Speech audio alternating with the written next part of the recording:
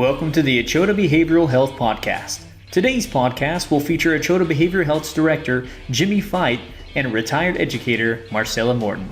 Episode 1, COVID-19 and the changed behaviors at school. Hello, this is Jimmie Fite with Echota Behavioral Health, and today we have a special guest, Marcella Morton, and she is out in the communities, out and about in the school systems, and we would like to kind of talk today about the effect that COVID-19 is having on our school students and what you're seeing out there. So tell me a little bit about yourself, Marcella. I've been in education for 46 years. The past 17 years I've been working with Westville, Watts, Marietta, Concord, and Tahlequah Sequoia. The past 2 years have been really different for me because I was always able to go into the classroom and not have to worry about sanitizing, wearing a mask, all of the things that COVID brought with it. So I started teaching back in 1976. So the past 2 years were really a struggle for me because I was just used to walking into a classroom and it didn't matter where I stood or the kids sat. So it's just an interesting thing to me to have come to this point in education. Yeah, so tell me what the effects it has on the teachers. I mean, you just pointed out about the teachers were accustomed to one way in the classroom. This is how we teach. It's been kind of really just set in one certain way, and now we're having to think outside the box in teaching. So how's the effect, even on mental health wise, do you see on your fellow teachers? The way I see it is a lot of our teachers were forced into something that they may not have been very comfortable with, and that's technology. They have to do not only in-person classes now, and sometimes they have to do the virtual at the same time that they're doing the in-person classes. So mentally it's stressful, plus they have, thinking about grading papers, and the other thing is keeping a mask on students that are in your classroom. But the effect I've seen mostly on the teachers, they're just overworked because not only are they having to do in-person, that they're also having to do like homework packets for some of the kids that do not want to do virtual but don't want to come to school, but they're doing virtual homework packets and in-person all at the same time. Yeah, and then plus the online. Yeah, the online seems to be a big, like you said, the new technology and a whole new generation of technology. I know that we have a media guy hired just to sit here and help us run our technology, and Lord knows I need help, all help I can get, so I can imagine being a teacher in this day and time and having to go out there, and not only that, the teachers have to deal with the emotional Yes, that's right. Upset of the children. I mean, and the parents and the frustration, and so just not teaching, but they have a whole nother realm that they have to deal with as well. And so I know the mental health aspect of it is becoming a big part. We've seen a rise in child abuse, domestic violence. We've seen a rise in substance abuse, and it's difficult times for everybody. And so, but the teachers, we kind of hit on a little bit. So let's hit a little bit on the children and what you see that's their struggles are. I think their struggles came by having to spend so much time with maybe people that didn't treat them very well, because not always are they being raised by their parents or being raised by other people. We're just discovering that a lot of our 7th and 8th graders in 2 of the schools that I'm working at, some of them, the girls are pregnant, and several of them have sexually transmitted diseases. And the counselors there think that it's possibly because they've had to spend so much time at home and maybe not with parents, other people. Well, that's a good point. So we're going to take a small break, and when we come back, we're going to get back on the topic of teenage pregnancies, the rise in teenage pregnancies and STDs.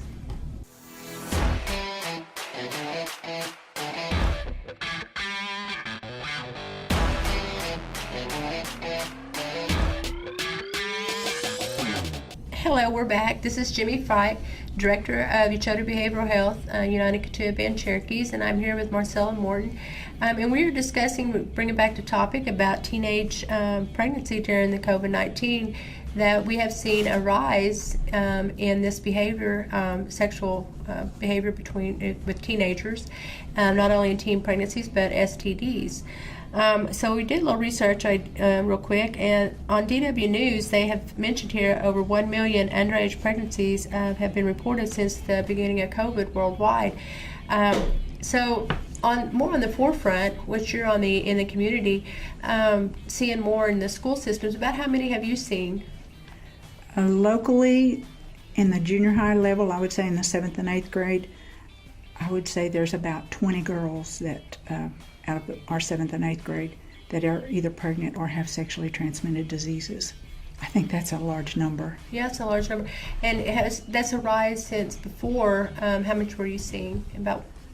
Not very much at all. There was an 8th grade girl about maybe 3 years ago that was pregnant, and I really hadn't heard of any sexually transmitted diseases up until COVID. Yeah, so you're looking at about one to. What do you think that is in the prevention measure? I know we used to have the sex lady that went out in our communities, and parents would sign a release, and that she would come out and discuss on how to put on a condom and how to prevent sexual transmitted diseases and pregnancy. Do you not see anything going on now, technology-wise, for the parents or in the school system putting anything in life skills? They haven't had, I know you're speaking of Miss Williams, she used to come into the school and do her presentation, and they haven't had anyone to come in and do a presentation in over 3 years. But I do know they were given a curriculum, and it was Draw the Line curriculum. It was shared with them, and it was put on the shelf because nobody wanted to teach it. And so just this past week, it was brought up at a meeting that we do have a curriculum, and maybe we need to start teaching from that curriculum. And my answer to that was, it's too bad you didn't start using that curriculum 3 years ago when it was given to you. It may have prevented some of this sexually transmitted diseases that we have today and some of our pregnancies. But they do have the curriculum, and now they're trying to scramble around and find someone to teach the class.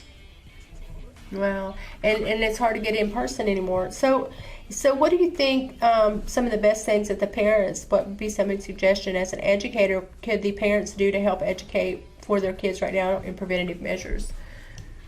A lot of our parents are pretty hands-off with the kids, and they're just busy trying to make a living, especially some of the kids that we're talking about that need this extra help.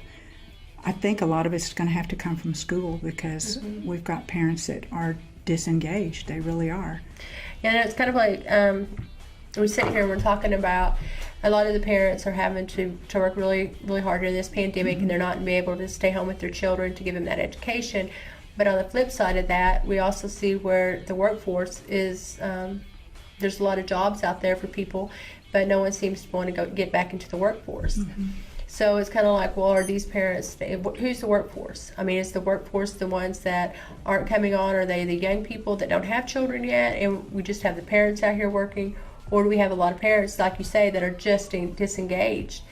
And that's a good question, and that's brought up a lot of things that I think here at Echota Behavioral Health that we're going to be putting in place here pretty soon is alternative, kind of a cutting edge way of doing a prevention program on through technology and through our website. So please stay tuned to watch for that, and because you'll be able to click to our website and be able to find these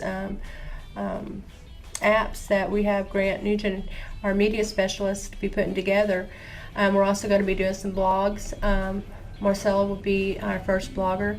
We're going to come in and she'll be able to answer a lot of these questions, educational questions, preventative questions that you guys have. I'm going to have her work on that as well. If you need a resource, be sure and reach out to us on that. Other than that, we've got a lot of things going. We've got some good therapists here and care coordinators that can wrap around your family during this time to help bring that all together.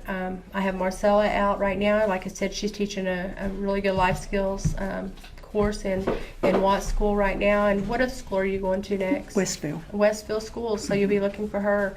And also be watching her blog. I think one of the things that we could do with this life skills is we were going to put it online, and we'll have Marcella tune in on the time that she's going to be blogging, and you guys can be asking her some questions live and get the expert's opinion. So that will be out there to help you guys. Marcella, do you have anything else you'd like to discuss today? No, other than from a viewpoint of a teacher that's been in education for years and years, it's certainly changed in the last couple of years. In fact, I'm going to be speaking to the local retired teachers program in November, and they didn't tell me exactly what they wanted me to speak about, but I am going to just talk to them about how much the education process has changed now that COVID's here. And I'm sure they don't realize what our teachers are having to go through, or even the cafeteria workers, or we can't get bus drivers because most of our bus drivers were elderly, and they just, retired guys that came in and drove, and they don't want to get COVID. So it's had an effect all the way from the top with your administration down to your maintenance people, your bus drivers, your teachers, aides, everything has just affected all of education. Yeah, it has. And so with that, because I want us to leave on that note, and you're hearing it from an expert, Marcella Morton, who's been in education for many, many years, since, did you say 1970? 76. Who's been in it for many, many years. And so we need to look up or I would say look up, we need to look for answers to help our teachers and to help the staff, the administration. Even like she said, every part of education department is important, from the janitor to the teachers, to the secretary, to the cafeteria ladies. Every person in that administration is an important key part. And here at Echota Behavioral Health, again, we offer any kind of help or anything assistance that we can help these teachers and the administration in any way that we can. We talk a lot about, we hit on the first half and a little bit on the second half of this podcast about the teenagers and the students and the parents. So we kind of wanted to end it today with helping the teachers. And we will be doing another podcast soon and maybe get another teacher along with Marcella to be able to come in and discuss what we can do to be able to help this education process during this COVID-19 time. Mask up, be safe, and again, thank you guys for tuning in with us today. We appreciate it. Echota Behavioral Health, you can reach us at 918-708-9009. Thank you.